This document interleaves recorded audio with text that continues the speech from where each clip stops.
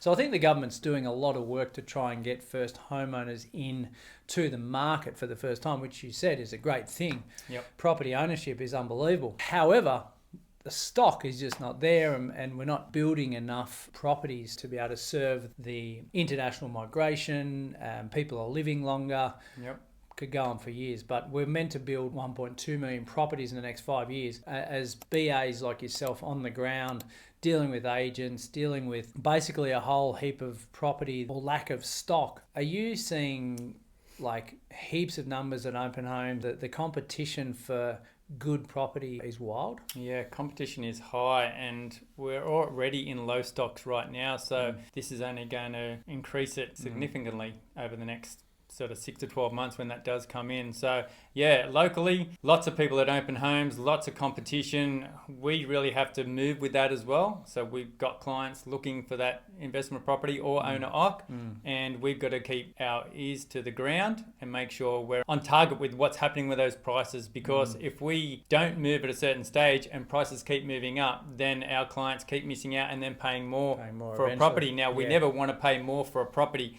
Our job is to get it for as least as possible for our clients. But sometimes, in a hot market, we have to act quickly. And that's what, our clients are pre-approved, ready to go. You can put, unconditional offers in if they've done all their due diligence. And you can do all these things to try and secure a property.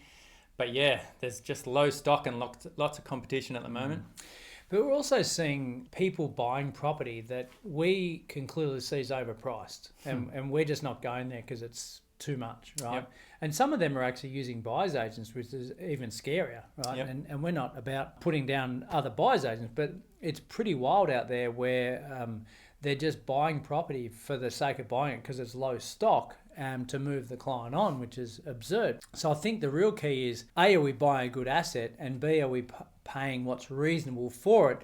As you said, given the nature of the moving market, we don't want to be sitting around in 6 months' time, but we also don't want to be paying too much for it right now and then either. No, 100%. And we're seeing, especially investor BAs, I guess you call them, that are just going in with these absurd prices and then trying to renegotiate later off pest and buildings or pulling out of the sale because they realize, that's not actually a good location. Then that affects the agents as well. Yeah. So it's a vicious circle, that sort of stuff. But that's why we're on the ground at all the places we go. We're talking to the agents directly. We're inspecting the properties directly. So, we've got our finger in that pie to know that, okay, yes, this is a fair price, or is it just above market value, but we can see it's increasing so much, then we need to act. But obviously if it's a crappy location, we just stay out of. Yeah, absolutely.